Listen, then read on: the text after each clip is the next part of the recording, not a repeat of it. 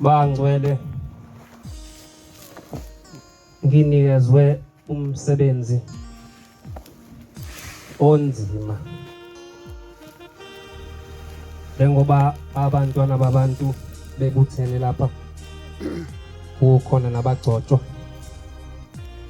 futhi ke ngiyingane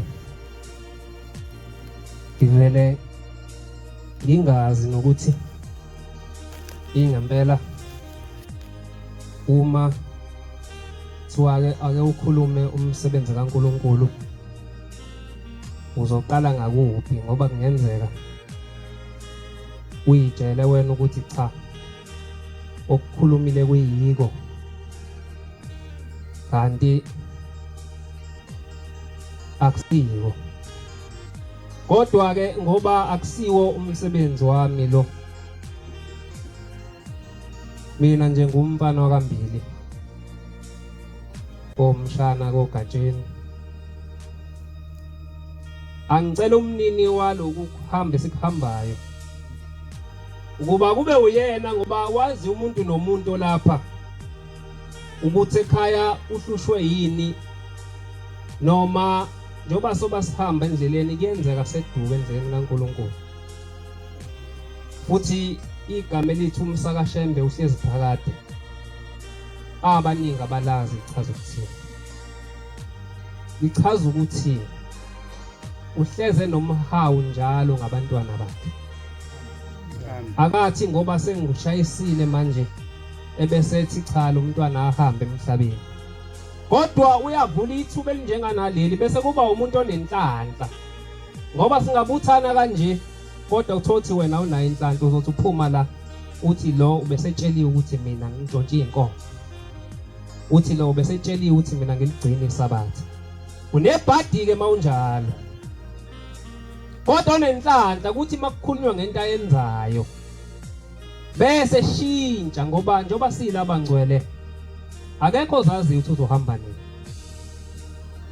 mhlambe njengoba uphila namhlanje wafika kule nkonzo uShembe ukunikeza ithuba lokuthi mntanami ngikunikeza ithuba lokuthi uzofika uguquke namhlanje ukuze ngoba bese ngibalile ngathi uyahamba emhlabeni ngoba wena uno 1 no 2 ongawugcini mntanami mawufike walalela waphenduka ziyanda izinsuku zakho amen ngoba njoba siphila emseni kukabili ukuphila kwakho kungenzeka nje obula khona into enhle oyenzayo samjabulisa uShembe uthi uShembe lo muntu bese iphelile izinsuku zakhe kodwa ngimgcinela ukuthi khona into ayenzayo engisafuna ibonwe yizwe khona umuntu ola ophila ngoba mhlawumbe uShembe uthe ake ngimnikele inyithuba lo uyahlupha impela kodwa manje mhlawumbe uzofika esontweni ezoboniseke bese yaguquka ngoba mina Shembe umsa wami uhlezi phakathi sisothando lonjani ngelinye ilanga ngicela sivule isihlabelelo 2:11 ongicela omunye abengivulela nje incwadi zizoba mhlambe u4 bese ngihlala phansi ngithi uJohane wokuqala uJohane laba abancane kodwa lokuqala evesini uyiqala ku5 omunye ngicela ngivulele ngithi uMateyu 13 nawo uzoqala ku3 sizothi ukumfunda nje ngelinye ilanga uBhombela uhambele endaweni yaseShowe wafike washadisa nje mayefike eshadisa la uthi ke maye sebuyile usebiza obaba bethu ababekhona ngaleso sikhathi omkhulu uyabaqoqa uza nabo endlini emhlophe uhlala nabo phansi uthi madoda kuleli bandla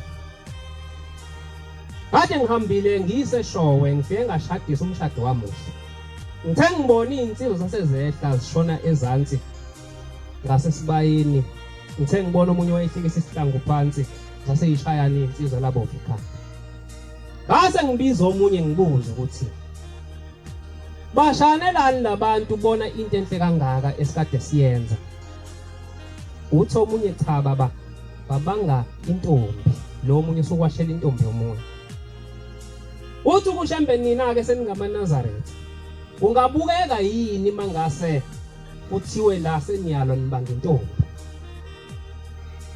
Njengalabo abantu ade bashana waphendula omunye uthi cha baba kuyisiko lakwaZulu ukuthi insizwa ibuye ishayane nokuthi ziyibange intombi. Uthi cha umkhuba wabantu.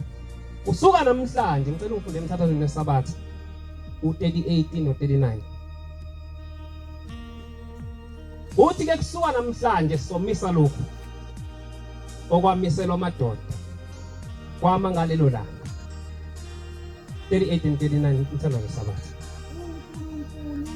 uNkulunkulu akakunike wena ndoda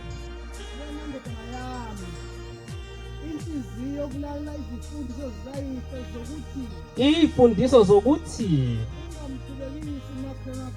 umakhelwane wakho ungalingi umkhube esentweni yakhe. Lokho kusho kungukuthi ungayifisi nokuyifisa intombi eseyiganele omunye umuntu. Ungayibheki nokuyibheka. Ngiyabonga Nkosi kubusisa. Wabe sekubhala lo mthetho ngalelo langa ayibonga Nkosi.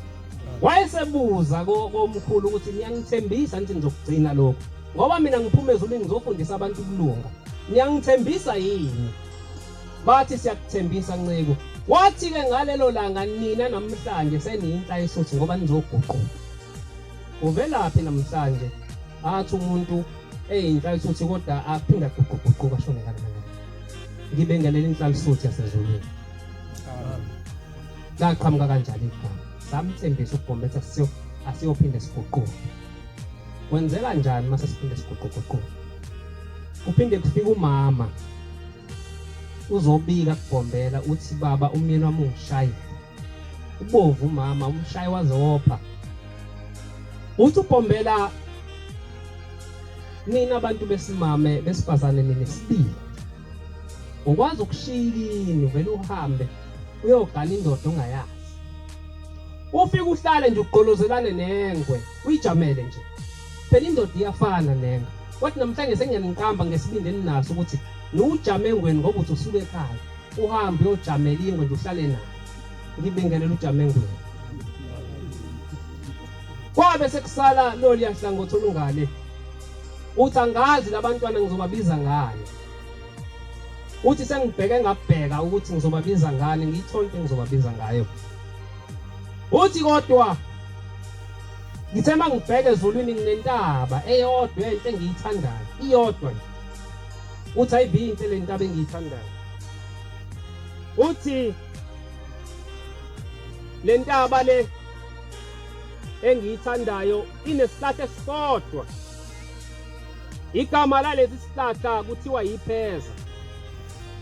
Uthi namhlanje labantwana ngizobaqamba ngithi intaba yepheza. Ngiyayibingelela intaba yepheza. Amen. Akekho salile ngibabingelele bona. Bangcwele sengicela ungifunde leyo ncwadi bese sihlabelela le uJohane ukuqala nje kwabancane uqale ku5. Singene enkonzweni kaJehova.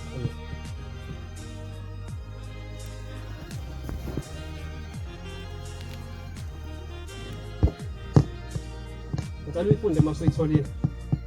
uJohane ukuqala kulabo abancane 1:5. Ivesi lokuqala nje verse 5.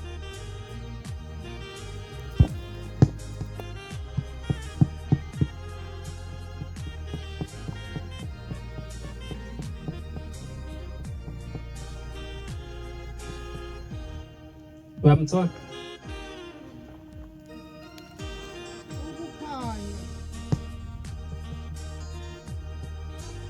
Ukukhanya kwafika ebumnyameni. uJohane ukuqala kwabancane 1:5.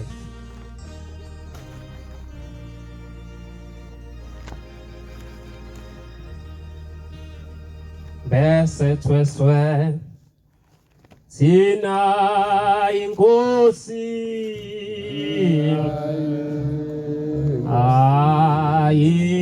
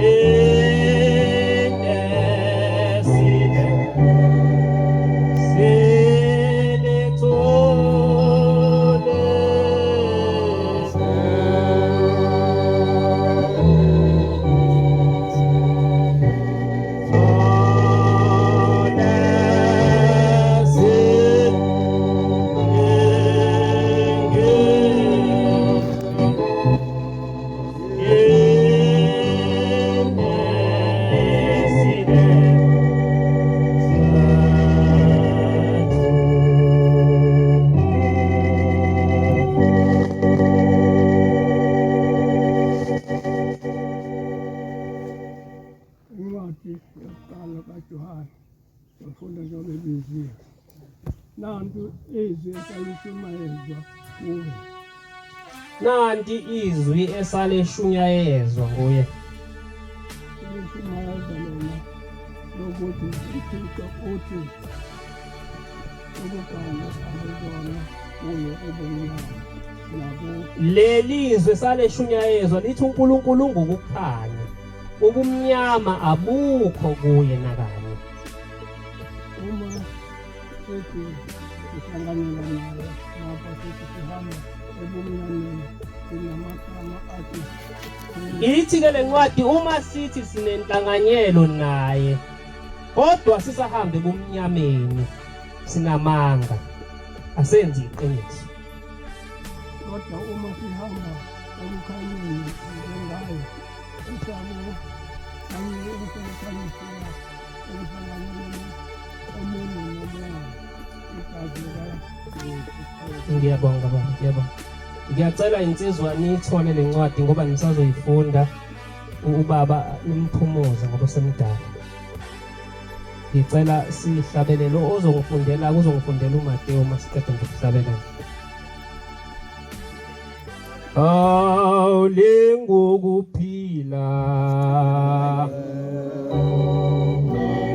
awemphefumulo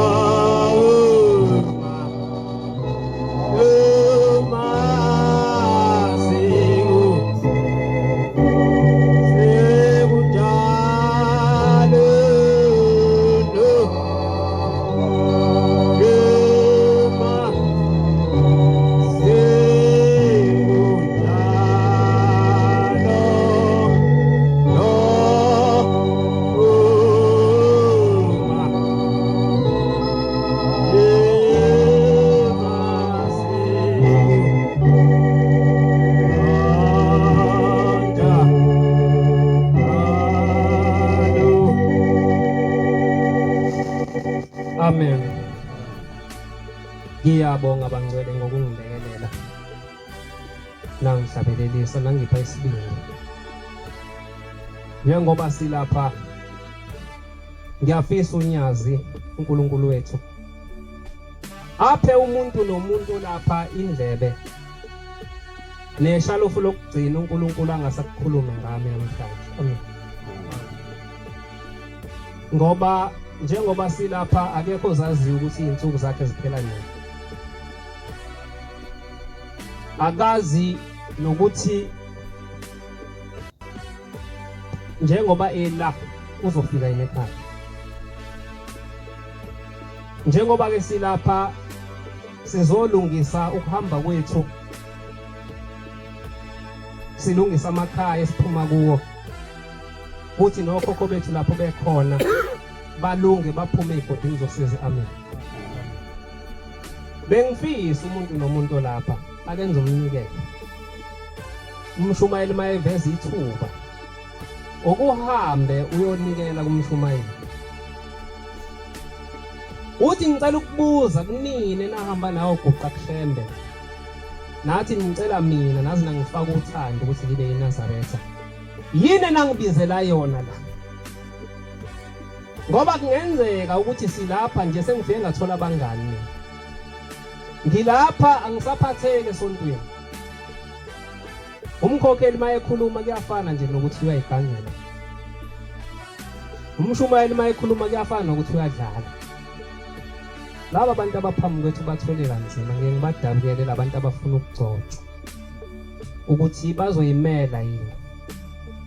Ngicela nje ukubuza umkhokheli wala ekhaya akekho namhlanje. Ngicela ukubuza nje senababungela abagcotshwa uNkulunkulu anipha bona.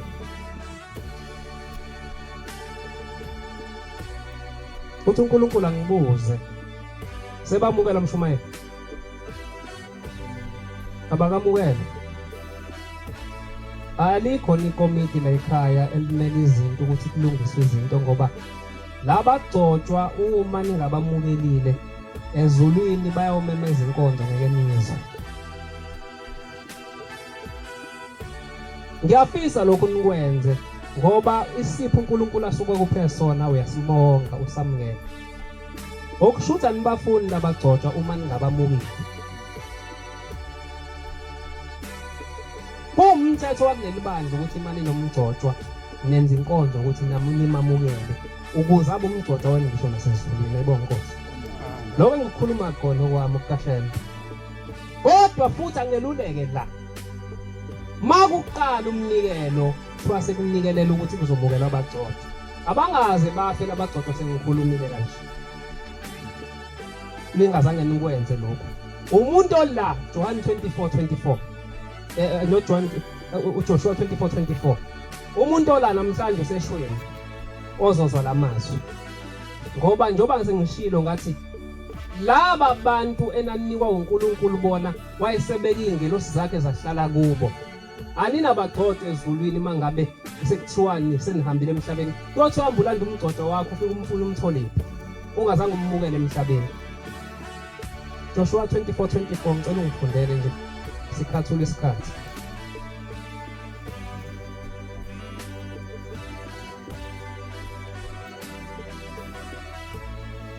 Ufuna 24 nje 24 uhambe nayo. Ngifuna konizwe engilifunayo kuleyo ncwadi. Engifuna libe stembu njengoba ngisuka namhlanje. Ngazi mhlawumbe ngiyaphinda ngifike nini. Kodwa khona obaba la kwathiwa leli bandla libekwe kubona. Akuyena umshumayeli ofana asukume athi ngemukeleni, akuyena umkhokheli ofana asukume athi ngemukeleni.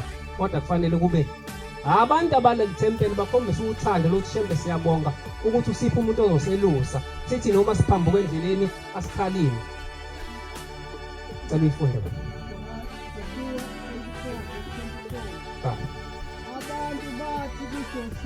Abantu bathi kuJoshua bathi siyakumkhonza uJehova, silalele izwi lakhe. Nasi isivumelwano engisenza namhlanje uNkulunkulu azosiloba la ngoba uthi angikukhulume lo.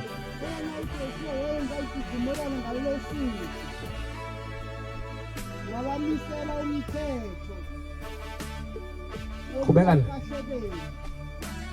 uJoshua uJoshua waloba lamazwi wayeseloba namazwi kazolotshwa namhlanje. encwadini yomthetho kaThixo. Wayeseloba encwadini yomthetho kaThixo. Wathabatha itshe likhulu Nali itshe phambi kwethu likhona selivele libeke uShembe ave hlakaniphile. Ngoba wazile ukuthi namhlanje kuzokhulunywa uthi ake kubekwe nanti itshe selikhona vele. walimisa khona Awulimile futhi phansi endaweni yawo. eyingcwele. Sisendaweni eyingcwele futhi itshe limisiwe endaweni eyingcwele.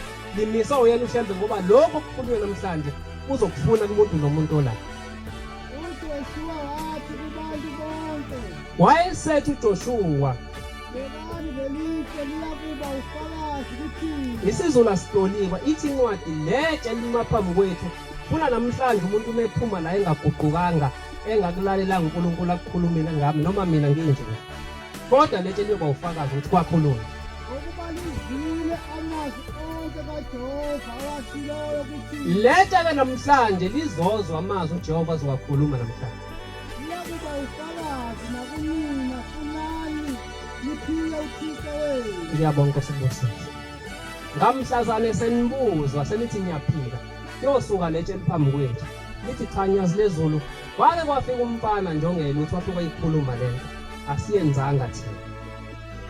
Ngicela labagcotshwa ngelinye ilanga uNkulunkulu mephinde ngimemetha ngivakashela. Ngifika senikhuluma ukuthi ngiyakuhlela ukuthi abamukelwe. Amen. Kodwa umuntu ongabathandi angayihluphi ngokufaka umnikelo wakhe. Ngoba uzowona wonke lo mcimbi. Umuntu ongamthandi umshumayeli ongamthandi umkhokheli ngicela angayihluphi afaka umnikelo wakhe ngoba uyowona lo mcimbi. Ngelinye ilanga inyanga yezulu iyakhuluma nomfundisi uMabasa. Ithi mfundisi ezweni lakhe endwedwe khona abantu kade bemukela abagcotshwa. Bebehlabile. Wathi ngicela ungibizele bona. Bathi mabebizwa lawo bagcotshwa uthi benihlabene etempelini. Bathi bebesihlabe inkomo baba. Uthi le umphefumulelo lona difikile la. Ithi baba umcimbi obewenziwa wenzelwa wena. Akubewenzelwa abagcotshwa. Kuthiwa bewenzelwa wena baba.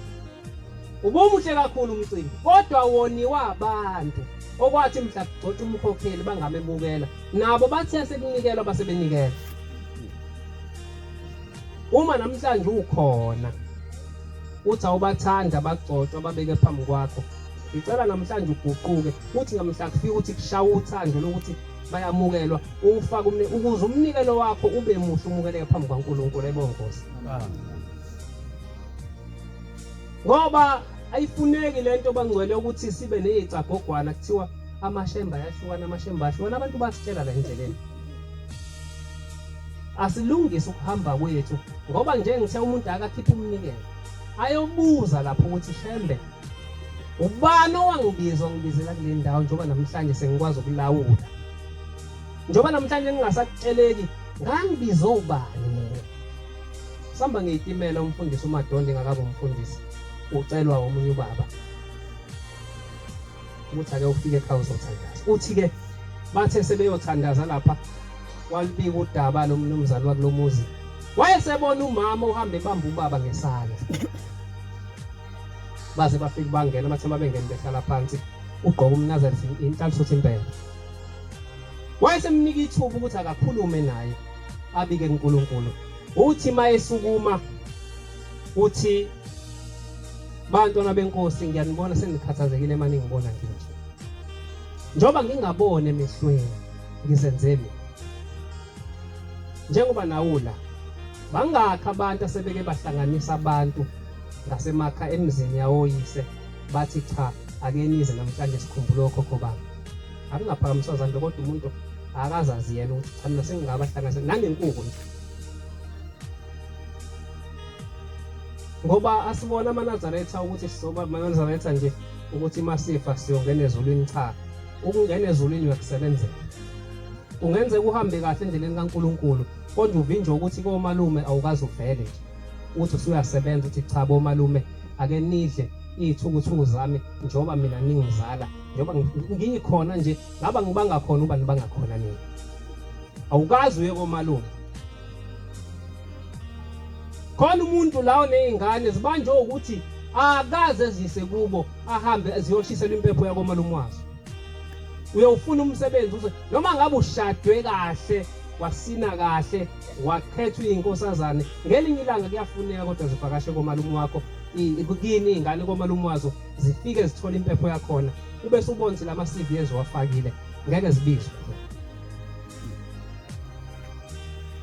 Silana emathempelini ngeke ngakhuluma nani ingekhona no 3 ngithi ubani owavala izibani ukuthi njalo ngesabathu unikele izibani mawufika uthi abakithi ngiyabakhanyisela abala ngigane khona ngiyabakhanyisela abakomalume ngiyabakhanyisela abakithi ngiyabakhanyisela uneyinkinga nje zivalo ukuthi abantu bakini basebumnyameni lezo izibani zumthetho njalo ngesabathu wona amaphoyisa lawe siwanikele ebuhleni ubani wathi ethempelini awanikelo ngoba sinemizi yobaba esizoyigada awukwazi ukugada umuzi ulele ebusuku khona abantu abangalala abasebenza ebusuku basebenza ukuzogqekeza imizi yabantu uma ungalinikela iphoyisa uzogadela ubani ulele njengoba ukuze umuntu athi bashiya umbhede bengilele kuona bathathe yonke into ingoba amaphoyisa kaShembe asawanikele ngoba nawe la usebenza khona ungasungaholi inyanga eyodwa umesangweni uyadelela lamaphoyisa uShembe asinike wona ngomsa wakhe wathi siwanikelele ukuze asigade agade nezingane zethu agade nayo yonke into esinayo siwakhuthaza nini ngo2 rand nje ozwayo namhlanje uzovukazela ukuze izingane zakho zigadwe lamaphoyisa kaShembe akhuthaze njengoba uShembe evala umhlangano eMozambique ngicela umuntu okhona la anikele impepho ngoba impepho akushiwo ukuthi yala khona uShembe kuphela mawinikela la kumshumayeli khona ingilosi ehlala kumshumayeli ezofika itshela uShembe ithi Shembe itemple lasehlahlindlela linikele impepho nayi impepho uma ngabe sekuphuma izithebe zasezulwini nabantwana nalaba nabantu abazalana laba abantwana abanikele Shembe abathola isithebe uma impepho soyinikela silapha ebuhleni kuphela mangayanga ebuhleni okusho ukuthi impepho ngiyinikele kusho abakithi balambe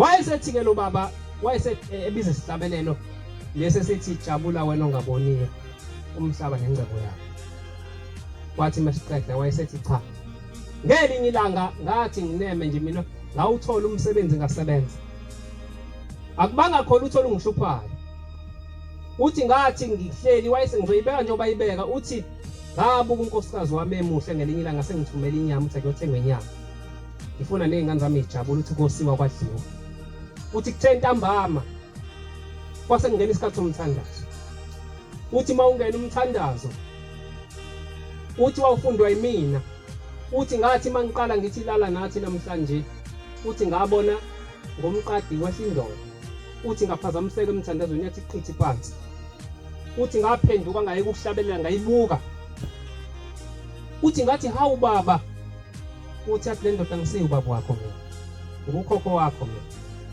uthi kusuka namhlanje ngicela umbuko unkosikazi wakho kokugcina nezingane zakho izibuko kokugcina ngoba ngawuphinde uyibone uthi ke thina uthi mina ngaze ngaphucuka amadolo ngiyoguqa kuShembe ngicela ukuthi emndenini wami ake kube khona umuntu ozobe iNazareth ukuze nathi siphume egodini zosiza uthi ngaze ngaphucuka amadolo ngiyocela njengoba nawula bangakho abahlangana bathi sicela wena ube iNazareth ngoba namhlanje usukhohlile njoba namhlanje sekufanele kuziwe ngawe bangakhi abashumayeli nabani ngeke ngibadabukela abashumayeli abahlali kahle emathempelini benziwa yithini ingoba siyenzana inkonzo kaMahlukana ndlela asizange sihlukanise mase singena nokukhona ukuthi sengiyishiya indlela kade ngiyihamba la kade ngiyinkinga khona ngishaya abantu sengingena endaweni engcwele asizange siyenze inkonzo kaMahlukana ndlela yiko sohluphe esontweni zonke indawo ngike ngaya sengize ngaphazana kodwa ngike ngaya entabazwe ngibiziwe umkhokheli uthi ake ufike la unesimo esingesihle ngeke ngisho ukuthi kwakuphambene kanti noba kodwa ngathi mangifika ngase ngicela uShembe ukuthi ake lenziwe uyena lo msebenzi awenziwe uyena ngoba akufuneka abantwana bakhe baxabane faka upetrol ngisuke la ngishonele ngoba ngikhathalela umsebenzi kaNkulunkulu. Owoniwa umuntu nje osuke kubo ngoba akazi ukuthi ubani owaguqa wacela ukuthi akabe iNazareth.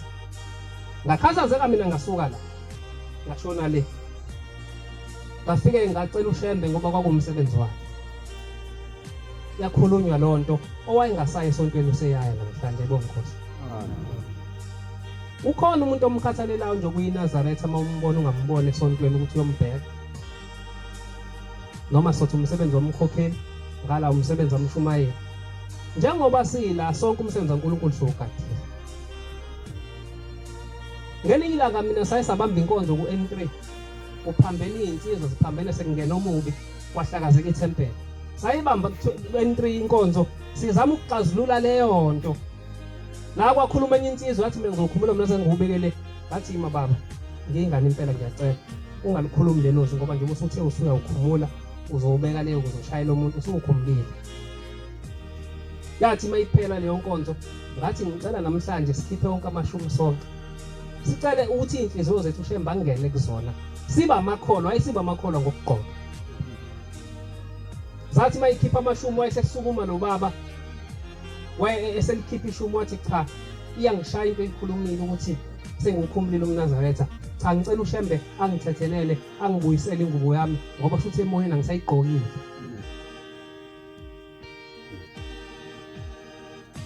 Sisenkonzweni yaShembe. Sizolungisa inhliziyo ukuze siphile kade sithande okhokho bethu noNkulunkulu ajabule ngathi. Ngoba mangila ekhaya ngingenzi kahle ayikho into engiyiNazareth yona. Mina mawungakhuluma nomama manje ukhulume nobaba bajabule kakhulu ngami. Ngoba ngiyazama. Na indlela kaShembe ngiyayizama noma zikhona izinto ezibuye zimdidisa umuntu. Angikho perfect kodwa ngiyasaba ukona endaweni kaShembe. Uthi mayiqhubeka nobaba ekhuluma. Uthi wathi angisiwisho mina ngukhokho wakho. Uthi umndeni uhlanganile bekuthiwa wena bulawa. Uthi ngase ngithi mina cha. Into obuzabulawela yona wena. Zathi uma sikucelela uthando, uthi ngakucelela kuShembe, waba yinaze ngalifaka uthando langena kuwena. Uthi uthema ufika wena wasukhohlwa ukuthi uzokwenzani la. Wawusebenza yonke into kwakuhle nje wayemgidini, wahamba walandela uShembe la ekhona, wawusukhohlwa ukuthi thina la sikhona sihleli kahle. Uthi kuthe umndeni wathi ngicela uphenduke ubheke emuva. Uthi wababona abantu behlelo odakeni. Wathi ubani okhishiwe esigodini sosizi ngokuphenduka kube Nazareth. Uthi ngathi ake njoba sila bangaka sebeke bakhipha imbuzi. Baye ebuhleni nje uShembe asinikeze imbuzi. Wathi 500. Wathi bantwana bami ngoba ngiyafisa niphume yilento ade ngisho ukuthi umsa wakho uhlezi phakathi. Unomusa wathi nazi imbuzi zokuthi nigeze okhokho benu nibakhiphe egodini zosizi. Bangaka sebeke bayikhipha. Ngeke ungahluphe esontweni uma uhamba nabantu abangcolile. Ngoba njoba sila masingakaze sikwenze lokho uhamba nabantu ababephatha imithi. Uhamba nabantu abeziqhwaqa usazovuka musula. Uhamba nabantu ababengalaleli bazovuka musula. Uhamba nabantu ababengayiphethe kahle bazovuka musula. Thi ubani wabanjwa lapha anicha kubula wena. Akubuli wena kubula labantu ohamba nabo.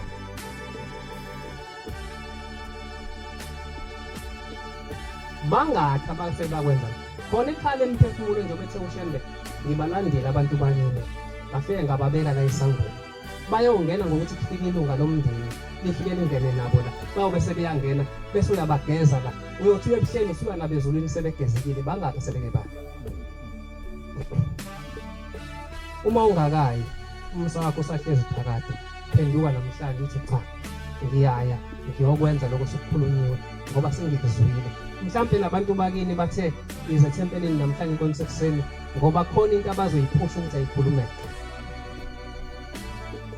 Uthi lithi lelikhetha uphenduka ubheke nabo basodakeni uyababona obani ababona. Ubani ke lapho sekwaphuma odakeni ngokuthi wena uNazareth. Uthi akekho. Uthi mina ngaphucuka amadolo ngicela kuShembe ngiguqile ngiyocela. Ngicelela ukuthi uNazareth ngase ngakufaka uthando. Futhi ngabona ngangithethe isikhathi. Uthe umndeni mawuhlangene uthi awubulawa ngathi cha. Ngicela ngikuvala amehlo. Ungaboni impilo yakho yonke. Ngoba usihlalise kabi besinethemba lokuthi usikhiphe esigodini sosizi. njengoba sidla kungenzeka nawe akekho umuntu wakini osakwakhishwa esigodini sosizi ngenxa yakho ukuthi ugqokele ingubo emhlophe. Abantu banamhlanje sebeyasonka kuphela. Unongena abahlezi bawu-15. Ushula ukuthenga imbuzi ungena behlezi uyi-1000. Ushula ukuthenga imbuzi awunikela abakomalume wakhe. Awunikela abakubo. Enzele nje lento ekuthiwa ilathi iy'ngane zaphuphuma ngoba akekho ongenayo. Impilo yakhe iyahlehla emuva mune iy'ngane zaphuphuma ungakazi uncenge kuzona ngey'lathi ngibeke emsamo ukudla zidle. Impilo yakhe ayiyi phambili uzohlupha esontweni. Khona abantu abala abazalwa abantu okwashona ukukhulu ukuqala kwalandela ikhehla kamuva. Wasufika umndeni mase kulandelela ikhehla wasizelisa isalukwazi ngale. Leso salukwazi masimbethe nomzukulu omzalayo wena yini ezokhanya kuyena siza nenzima. Yini ezokhanya leso salukwazi masimbethe umzukulu ngoba kuthiwa izalukwazi zembathe izingane zihamba nazo la zikhona izona ezizinika izinto enazo. Yini azozanayo lo muntu owahamba kuqala yena emhlabeni kwasekulandela ikhehla lakhe. Uthe mayifika ngalwathi umyeni wakho sehambile emhlabeni naye kumele umzile wasumzilisa ngale kwelisayo. Ukhulu wami wayebanjwe into enjalo. Unenhlanhla muzwa ngomuntu okhuluma into yakubo. Ngifike eHarding ngayikhuluma lento sema sesingaphandle kwasekwenza ubaba usiko uthi ngaze ngayithola impendulo namhlanje. Le nkonzo size kuyona iqonde kubantu ababili abathathu. Singayi-1000 njengoba singaka kodwa ngithola kusiyo yethu sonke. Ngoba iy'ndlebe zethu nabakhabethe awafani. Khona ozenkonzweni njathi hayi bayibhedela le. Ngoba njengoba sila abantwana benkosi siletha abantwana bethu esaphuma nabo emanzini. Sizokhuluphalisa bona. Kodwa kukhona umuntu othi noma esenenhlanhla ukuthi akamkhuluphalise umntwana wakhe ajela ngokomubi. Uhleze khona uthi usathana ayikho ekhulunywa lo muntu. Uthi uShembe umntwana ohlele insizweni ubisigempunga sensizwe. Uma insizwe ijwayele ukuhlabelela. Ingahlangani ngamagama abantu. Ingahlangani ngokuxova. Ihamba u23. Ihamba isabatha.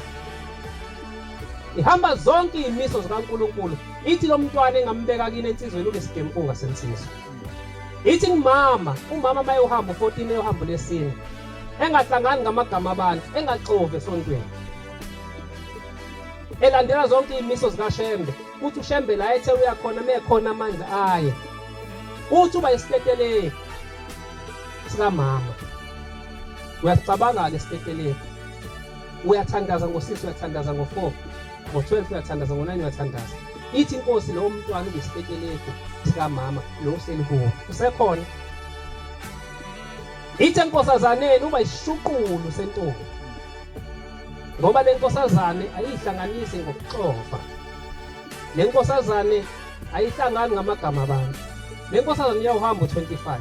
Izimiso zikaShembe iyayilandela noma ungeke ube perfect. Ithi umntwana ohleli lapho uba ishuqulu sentombi. Umshumayelo uDlamini sikaThathana wase foundation uthi ethempelini lakhe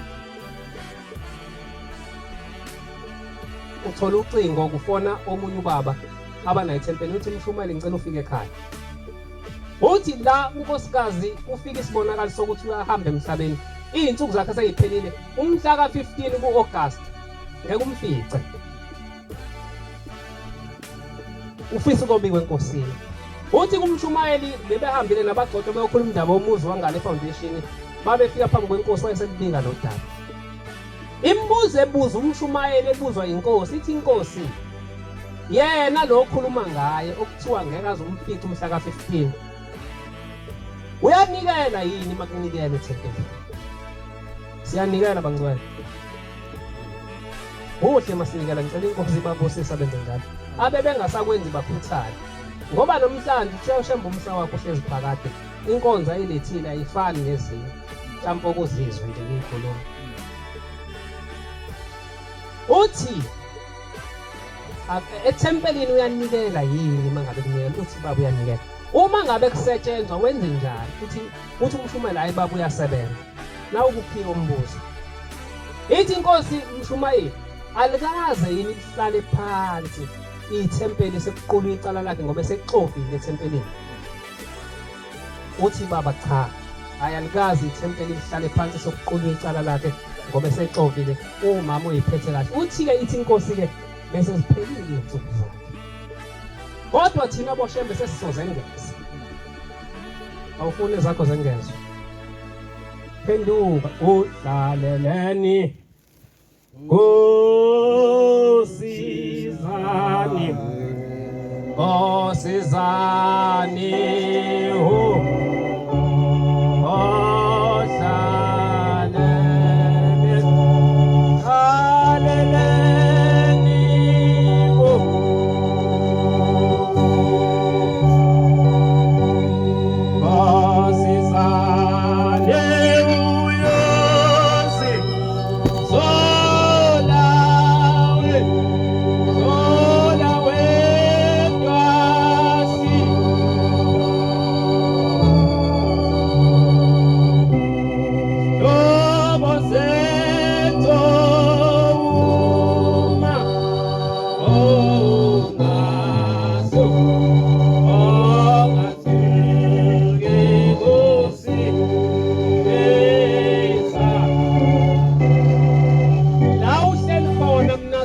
wena wazi ukuthi uhlelile. Umuntu nomuntu olawo uyazazi ukuthi uhlelile. Kuhle ke mawunazi indlebe ezivulekile uzwe. Ubese uyaphenduka. Ngoba uNkulunkulu nje obesibizile akasibizelanga ukulahlwa. Kodwa bangcwele kufanele nikwazi. Ithi inkosi ilanga ukuza komuntu ekuphakameni uhlukene kathathu. Ithi khona umuntu olandwa uShembe ngoba emthatha. Khona umuntu olethwa abantu bakubo. Ithi futhi khona umuntu olethwa uSathane. Afika aqoke njenganathi. Umbona kanjani olethwa uSathane? Akaphatheke esontweni. Uyaxova. Ake ngiyihloleke nami uthi ngalethwa abakithi yini noma ngalethwa uShembe noma ngalandwa uSathane na. Ngoba uSathane phela ukuza nqoba manje kuthiwa njalo inkosi egoli. Yathi ngeke nimbone ugqoka njenganani ukuze nani nitshela hayi sihamba neNazareth. Beka umuntu nomuntu ukuthi abheke ekhaya. Aphinde abheke esontweni ukuthi uziphethe kanjani. Ukuze sikhule ngoba into eyenza umuntu akhule ukuhlonipha. Ukuhlonipha lento ke kuhle kakhulu bangcwele ngoba mina ngithe ngiyingane ngihlala lapha eMlazi ngixoxela indaba nje bese ngifundela lencwadi ukuze ngihlale phansi. Ngelinye ilanga kusesabatheni omunye ubaba wayenesikhundla bengiyikhulumele phansi ngoba indaba zethu afuna ikuyizwa abantu. Wake wafunda umthandazo wayesesukuma wagoqa ingubo waphuma saseyingane noma 98 lapho kwabukwana ukuthi kwenzakalani. Ayikho into zonke uMshumayeli mangasafika afunda umthandazo manje njengoba behleli bobabili ubabone begoqa icethu bephuma sobukana phela ibona odriver benqola sokwenza njani. Yaphinda futhi nangesabatheni zayo lento wenza into efanayo. Hayi thina besingazi lutho ke indaba besingazazi. Ngelinye ilanga siyekusefungweni sa23 ngabona ziya kumphathi ugatsheni kwakunesango ke lapha eli drive in bese i drive in yisuka kanje iya lapha mhlambe endlini bese kuba isango likhiwe 23 sawenzele emgaqweni wavula waziwavala kanti wenziwe ubani uyena umphathi umgcotsho hayi umphathi wa23 kokusekhona abaphathi.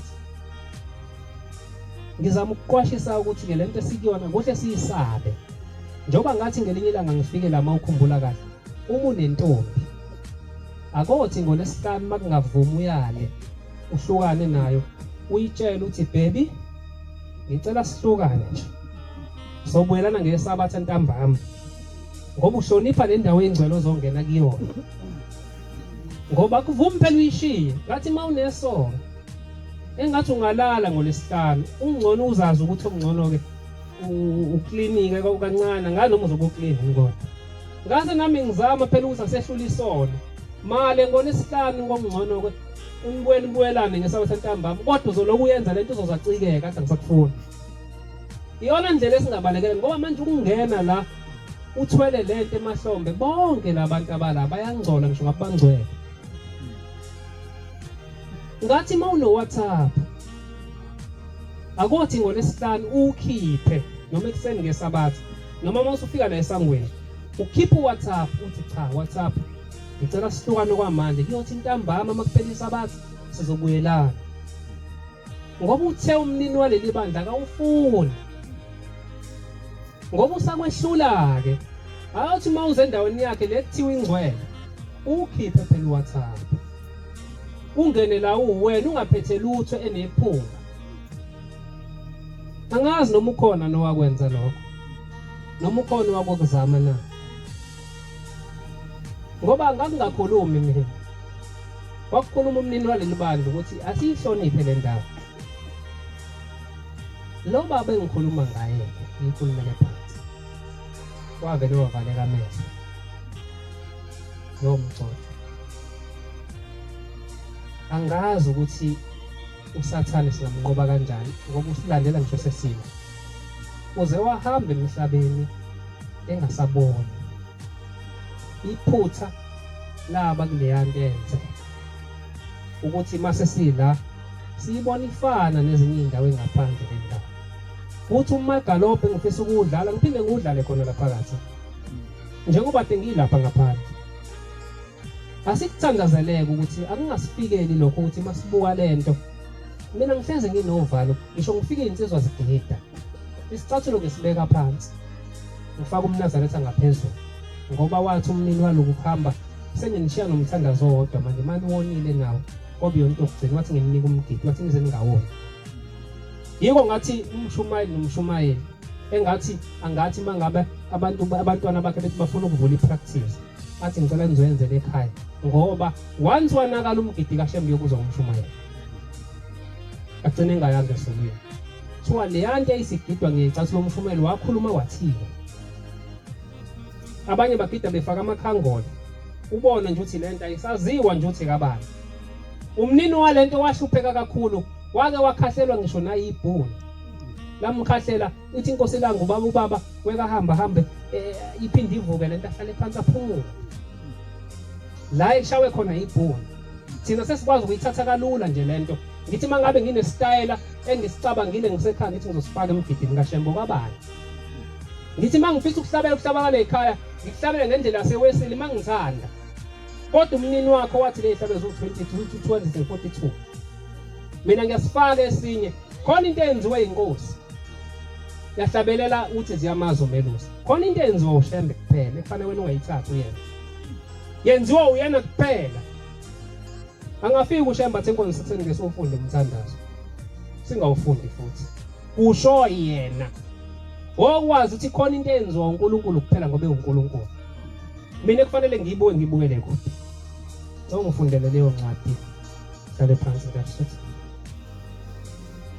omunye uzongifundela nakho ukugcina ngoba ngikhulume ngento ngoba sengike ngayithinta ngithi uMateyu iyona yodwa sifunda 13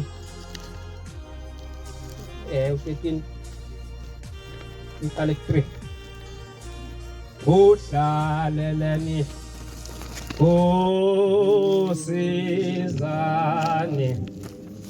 osizani hlaleleni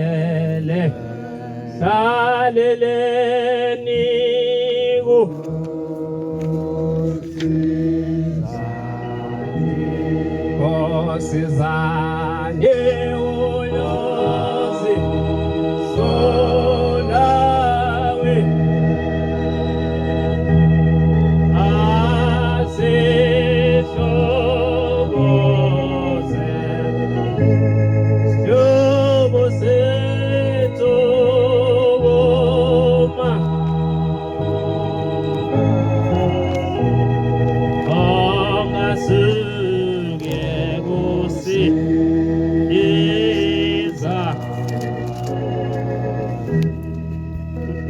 Fundeleke lapho ngiyabona. 13:3. Yebo. Washumayela kubo okuningi Yebo. ngemifanekiso. Wathi bhekani kwaphuma umhlwanyeli. Bhekani ke kube kuphume umhlwanyeli namhlanje. Wahlwanyela. Wayesehlwanyela kule nkonzo siphuma kuyo. Ekuhlwanyeleni kwakhe Ekuhlwanyeleni kwakhe enye imbewu yawela endleleni. enye imbewu yawo lendleleni njengoba ekhuluma nje uNkulunkulu. Khona amazwi azowa nje angacofwa muntu.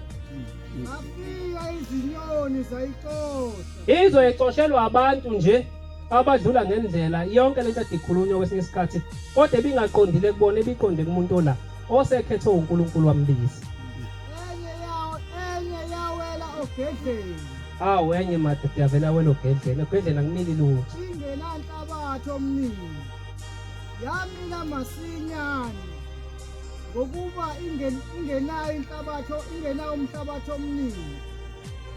Kepha seliphumile ilanga yahamuka yabuya. Njengoba ke siphuma la emasophuma la khona bebegcina nje ukuzwa lamazwi asekuphelile. Ayikho into abazoyenza futhi ekhaya sekuphelile. Bawagcine la bazohamba. Ingenampala. Enye yawela emeveni. Ameva ahluma ayiminyanisa. Kepha enye yawela emhlabathini olungileyo. Bengifisa abantu abalake babumhlabathi olungileyo. Uthi okukhulumekile ngelinye ilanga sikhuluma ukuthi linoshintsho empilweni yakho ngoba walalela wasuyenza. Yathela ukudla. Make wayenza ekhaya lakho kuyobe sekuthela ithe. Enye yathela ngekhulu. Enye ngamashumi ayisithupha. Enye ngamashumi amathathu. Onezindlebe zokuzwa akezwe. Njengoba sila sonke sinazo indlebe. Kodwa uShembe waqambisa wathi ngiphe babe indlebe ezivulekile. Khona sinazo. Qhubeka. Kwafika abafundi ba. Kwase kufika abafundi ke. Bathi kuye. Ushumayelelani kubo ngemifanekiso na? Waphendula wathi kubo ngokuba ngiphiwe mina ukwazi imifanekiso yombuso wezulu. Kodwa abangaphiwanga bona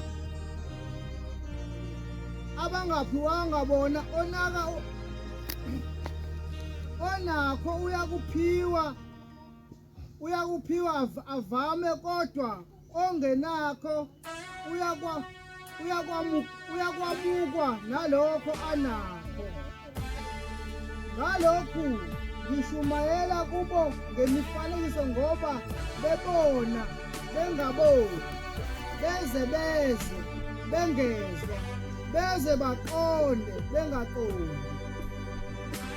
Kugcwaliseke ngakho isiprofeto sika-Isaya sokuthi ngokuzwa ngiyakuzwa ningaqondi na, ngokubona ngiyakubona ningazi, ngokuba inhliziyo yalaba bantu ilukhuni. Asiyithambiseke bangcwele inhliziyo. Bezwa kabi ngezindlebe, amehlo abo bawacime. Funa mhlambe babone ngamehlo, bezwe ngezindlebe, baqonde ngenhliziyo, baphenduke ngibasindise. Ukhona ongafuni ukusindiswa. Ithi inkosi asiphenduke-ke bangcwele ukuze isisindise. Kodwa abusisiwe amehlo enu. Njengoba-ke ninamehlo abusisiwe ngoba nikwazile ukwahlukanisa phakathi komuntu noNkulunkulu.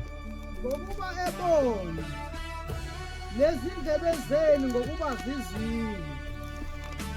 Ngiqinisile ngithi kini abaprofethi abaningi nabantu abangalungileyo babefisa ukubona lokhu enikubonayo. Abakubonanga ngokuba lokhu enikuzwayo abakuzwanga. Lento enizwe namhlanje khona abantu abangezwanga bangcwele. Nina ninenhlanhla. Ake nizwe umfanekiso womhlanyeli. Nxa umuntu elizwa izwi lombuso engaqondi, uthi omubi aphange okuhlanyelwe enhliziyweni yakhe, uyena ohlanyelwe endleleni. Ohlanyeleza endleleni unguye olizwayo izwi, asheshe alamukele ngokuthokoza. Kepha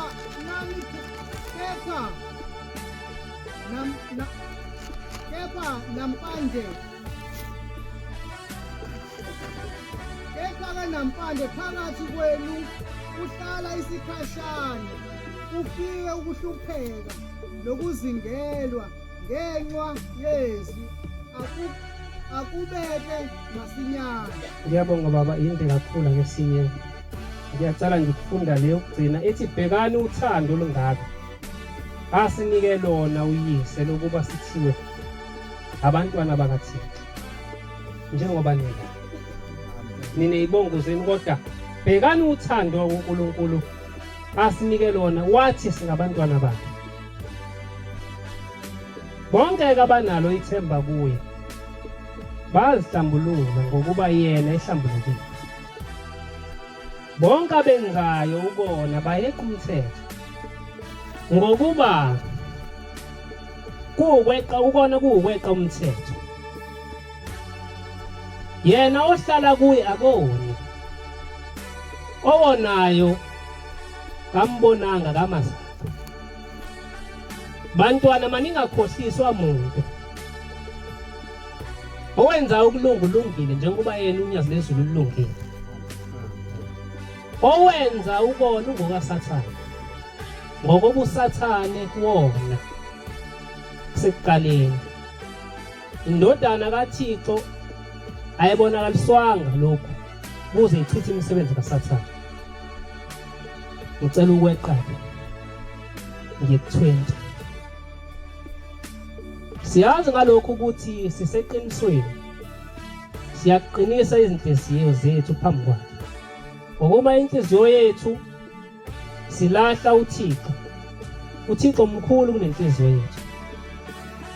Bathandwa, uma inhliziyo yethu ingasilahli sinokwethemba kuThixo. Njengoba ke sila khona umuntu olahlwa inhliziyo yakhe, ithi inkosi mangase sifela njengoba sila khona wazi kahle ukuthi ngeke ayizwele ngoba inhliziyo yakhe iyamtshela. Yena ozonda umzalwane wakhe ungumbulali. Niyazi ukuthi akukho umbulali onokuphila okuphakade okuhlezi kuye. Siyabona uthando lukaThixo wabeka ukuphila kwakhe ngenxa yethu. Nathi ngasibika ukuphila kwethu ngenxa yabazalwane. Kodwa nxa umuntu enezinto zalelizwe ebona umzalwane wakhe eswele, amvalele umbulini wakhe wobubele, uthando lukaThixo lungahlala kanjani kuye na? Bantwana bami, asingathandi ngezwi nangolimi, kodwa asithande ngokwenza nangeqiniso. Iqedile nje. Ithi masithanda yena uShembe, asithande umzalwane wethu. Into ebengithe ngizokhuluma ngayo ukugcina nansi ngoba abantu ngifundela ukungisheshisela umfowethu ngifike phansi. Ngoba khona abantu engayifunda lento bengekho, ngenzela novakashila ahambe iphethe. Cela ungifundele nje usheshise lapho isikhathi singalimali. Inkonzo kwaMahlukanandlela le ngikhulume ngayo. Ngincela ukuyishiyilenga njengoba ngikhulumile ngayo ukuthi ezinye into ezidala sihluphe asenzanga inkonzo kwaMahlukanandlela. Semhambe nawo usheshe. Inkonzo kamahlukana ndlela. Ngenye ilanga ekuphakameni kwafika umfundisi uMagwaza Kwafika umfundisi uMagwaza omdala. wasenkandla. Ngaleso sikhathi wafundisa enkandla kuze kube seshona Wayephetheke kusuka enkandla kuze kuyofika eshona. emthunzini nasemthunzini wonke. Weza nendodana yakhe phambi kukababa ilanga. Phambi kwababa ilanga phuma sikothe nabalothayo abahambi. Awukho omunye umbhobho nimnike kuze zwakale ngengalo. Qhubeka nawo. Lamazwi akhulunywa indodana kamfundisi uMagwaza. Lalela ke lamazwi akhulunywa ngumfundisi uMagwaza njengoba nawo la ngoba lento ekhulunywa lapha iyadingeka ukuthi uyenze nawo. Nayo eyahamba isingumfundisi kuleli bandla. Nganginenkinga ngingabatholi abantwana.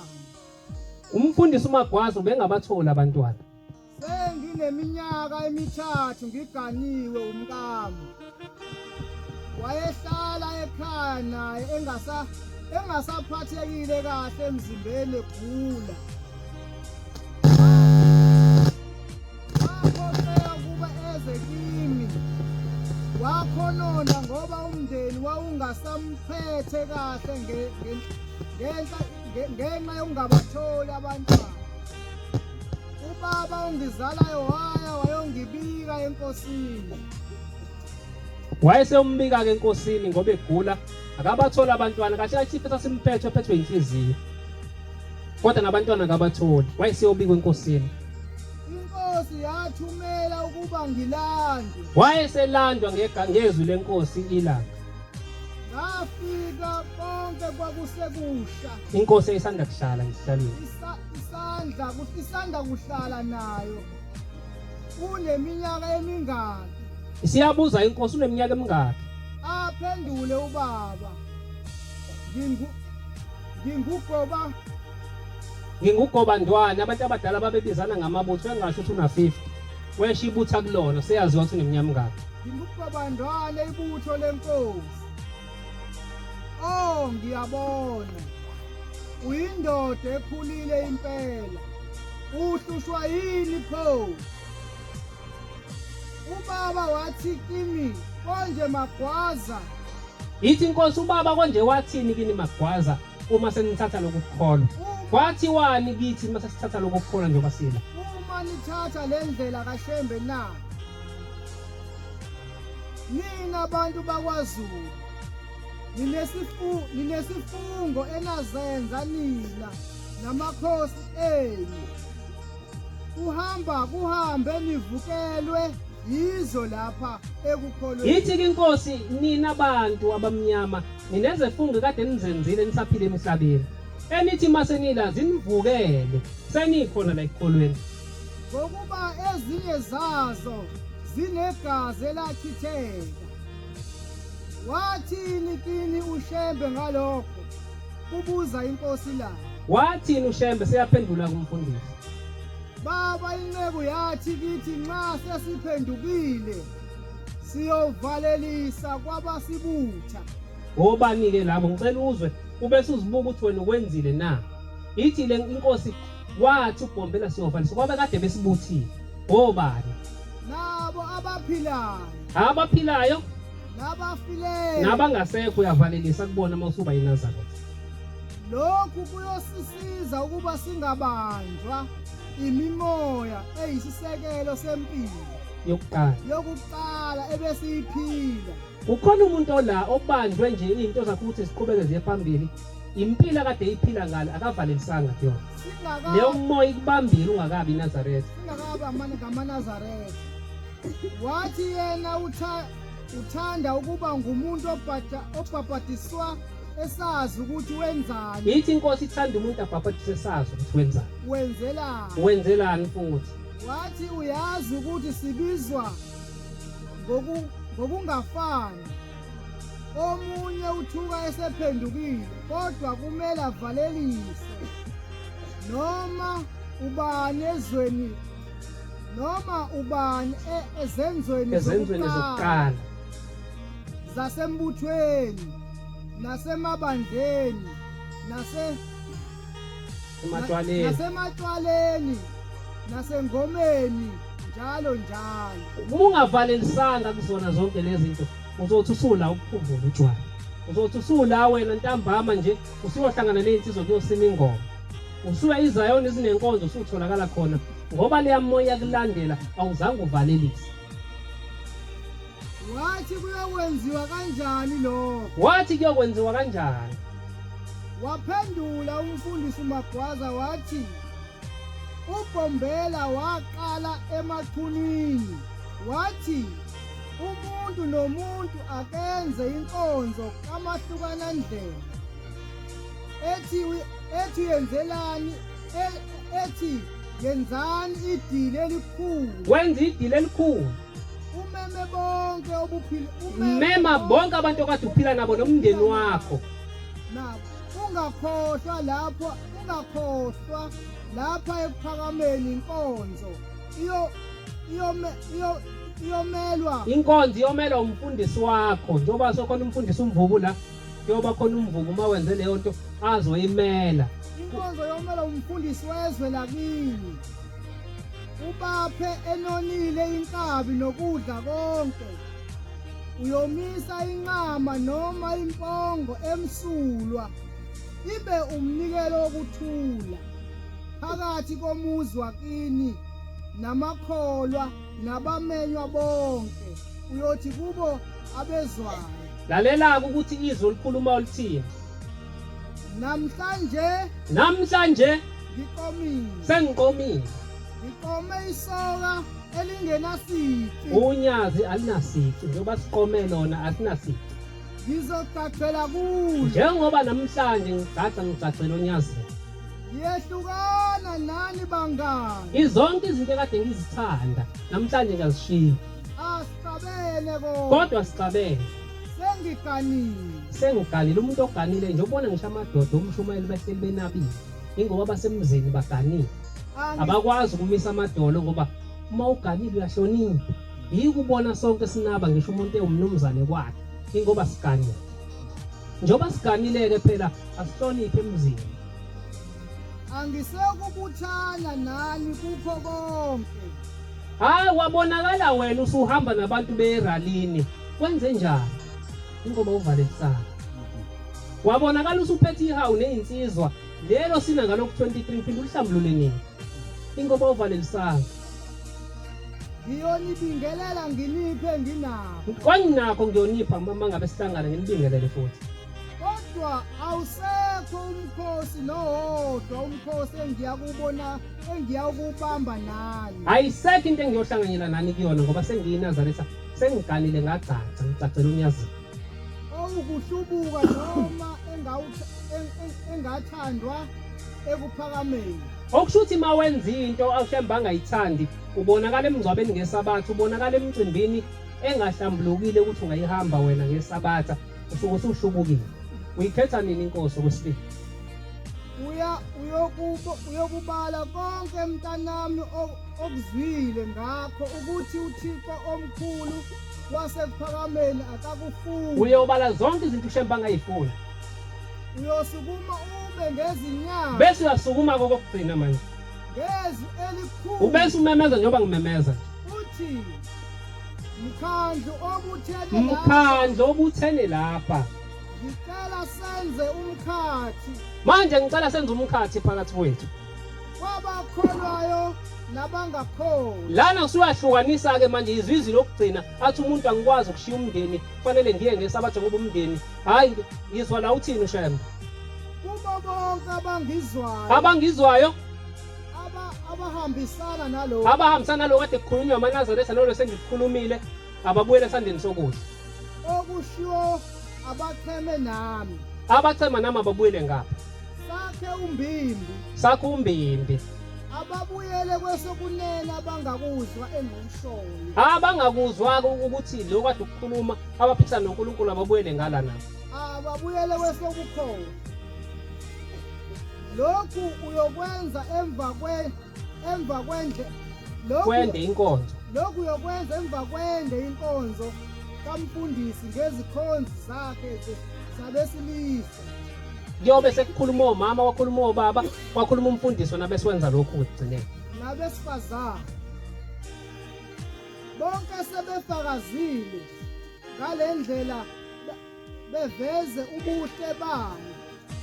Lethuba labo lokufakaza uyoqala lo mkhosi uyokuthi mabehlukane uyobe usuthi Nkosi namuhla khanda Nkosi namuhla khanda ugange kwabafileyo bami nabaphilayo. Ithi inkosi ke ngasekugcineni yokuthi baba ngicela ukhanda udonga nje olukhulu phakathi kwami nabaphilayo abangahambisani nawe.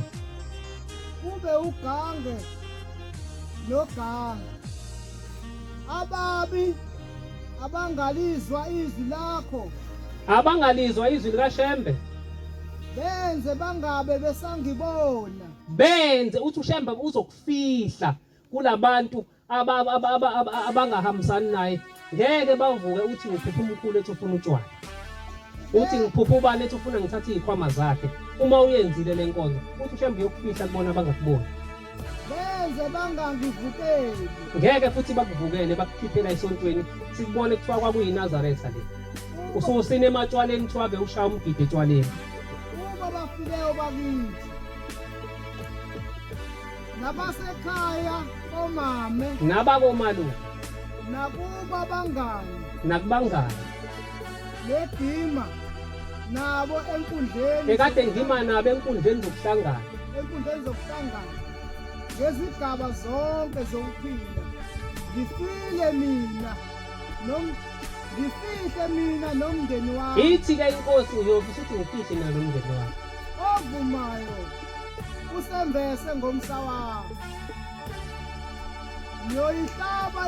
Ngiyoyihlaba le ngama noma le mpongo ngomthetho wasephakameni. Ushise amanoni kube impepho enhle. Bayodla abantu bahambe. Amakholwa nabakhonzayo bayokwenza unkatho ngomthandazo. Ninikele nonke izibanga nizihambise ephakameni. Nakho-ke kokugcina lalela-ke. Ebuhleni uyobe sewuqala ukubahlawulela abafileyo. Uyezwa ukuthi thina siqale sahlawulela abantu abangasekho singayenzanga le nkonzo. Uqale wenze le nkonzo bageze nabantu bese kuyikhathi uqala ubahlawulela khona la isale khona. Abaphilayo nabakhethe inkosi ngomthetho. Lokhu kuyoba okwezizukulwane. Lento wathi uShembe yokwenziwa inguna phakathi kodwa isenziwe. Kwezikole zonke eziphendukayo ukuba ningakhubekiswa oyihlo benu. Ithi ngeke obaba basivukele basikhiphele lokukhola. Abasekulahlweni Abalahlile. Ayikho inkokhelo ngesono sokulahlwa phakathi. Uyokuthi uma ukwenzile lokhu mntanami ngempumelelo wakwenza ngempumelelo. Kwatholakala ukuthi Nakho-ke lalela kwase kutholakala ukuthi njengoba ukwenza wena uyihlo noma unyongo, umama noma ubaba uwele kwabangafuneki endleleni uthema ngabe uyenza ubaba noma abaphikisana nalento yokuhamba kwakho. uThixo uyokunika ingilosi uShembe uyokunika ubaba wasemoyeni noma wasemoyeni eyoba isihloko sakho, ngayezwa indaba iyovala isikhala sikama sokuthi ulahlekele uma nokuthi ulahlekele ubaba kwakho lapha bayobe bekulahlele liyosulwa igama labo kubo. futhi wena uyosulwa emndenini lo ngakufuni uyosulwa kubaba wakho noma wakho ubese ubhalwa kulo baba noma akupheni uShembe wasemoyeni ngoba laba bayokuvukela bakukhiphe kulokukhona. Usizi lwabo lokuhlubuka kwabo ngeke lube isisindo kuwo. Ukuhlubuka kwabo nosizi labo ngeke lukwembathe wena. kodwa maningayenzi inkonzo kamahlukanandlela bayokuvuka bafune nigaye utshwala. Mani ngayenzi inkonzo kamahlukanandlela bayovuka bathi bagayelele utshwala. Bayonenza nibuyele emithini. Bayonenza nibuyele emithini. Nithande ukulwa. Niphinde nivukele ubunyanga khona senila. Nobungoma. Khona senikhona. Niyofuna izikhundla ezinganifanele. Ngoba nelekwe abantu abangcolileyo. Ngoba nelekwe abantu abeza nayo yonke into. Eningazange nivalelise kubo. Inkosi yabe seyithuma ugobandwane ukuba aye ekhaya ngoba indodana yakhe yayelekwe izinhliziyo zamabutho. Ayeviva nawo engakakhona. Bayamkhalela bathi salahlekelwa noma. Lalela-ke uba umfundisi uMagwaza losanda kuhamba ngisho unyaka odlule noma lokho ubephethwe inhliziyo nje akaguli, kodwa amabutho kade ehamba nayo esaphila emhlabeni bathi ubeshaya kakhulu.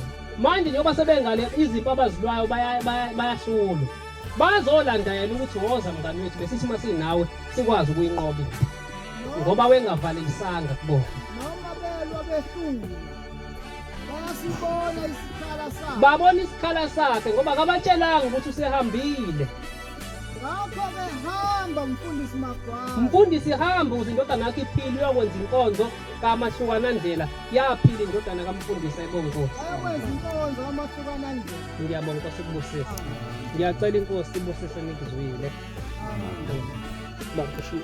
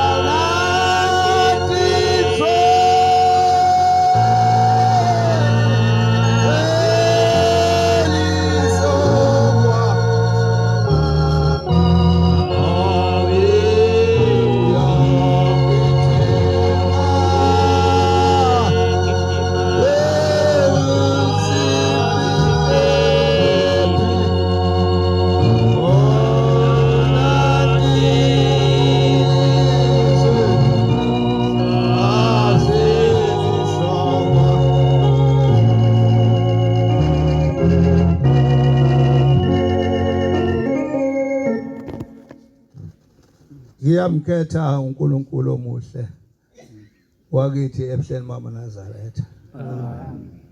Bantwana bahle siyabonga babombili. Sibonga kakhulu kuba mfowethu uzosipha inkonzo yesabatha. Sibonga asiphezi kuyiqiniso engeliphiwe yoba ukhuluma nje khona enhlizweni zabo abathi hayi yonke lento ayikho lento eyikhuluma. Bafowethu sisuka lapha phesheya. Mzwane sisuka lapha phesheya. Washisa kwazi sakamvubu sathi sibona abantu beshona emfuleni. Uma beshona emfuleni bathi hamba utshela umshumayeli. Uthi hamba umtshela uthi asasonto thina lesesonto lapha phesheya. Lapha kwakuthi bekwesabatha kulayitha umlilo kubizwa na zonke izinto.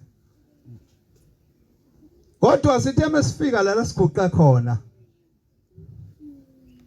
Kwakhona iphunzi zomoba la sihleli khona. Ungaboni ngoba sekukhona uGamtrini. Kwakhona iphunzi zomoba la. Nolayini bomoba babela. Kodwa kunabantu ababephubuza labo layini beqeda olayini. Njoba ubona sekuhle kangaka. Lesi ziba esihle kangaka asidingi ukuthi sichithwe umuntu. Ngoba isiziba sika Shembe lesi. Yoba ngibala labo layini ababela kwakhona iphunzo moba esazikhishwa la zilahlwa la ezazi. Khona abantu abangayazi indodwa. Asiphatheni kahle into kaShembe bafowethu. Khona siyobonana naye kwelizayo. Umuntu meguqile ekhuluma indaba kaShembe. Ungathi hayi ubuyiswe linye ixoki manje. Ungakusho lokho ngoba uyoba neshwa ngelilanga. Lokho kukhuluma kwakho ufika ukubona. Ayibongwe inkosi. Siyabonga kakhulu babu Mbili. Bonga kakhulu mfowethu. Hleli yini umshuma esinethezekile sinabile sithethe. Njengokusho kwembhalo. Sizocela ukubuyisela lenkonzo. Lesihlabelelo seshumi nesihlanu 15 siyocela insizwa kaLishaba ukuba isihole ngalesihlabelelo. Inkosi yobusuku kabayingcwele. Siyocela umshumayela bese sifisela umsebenzi kaNkulunkulu.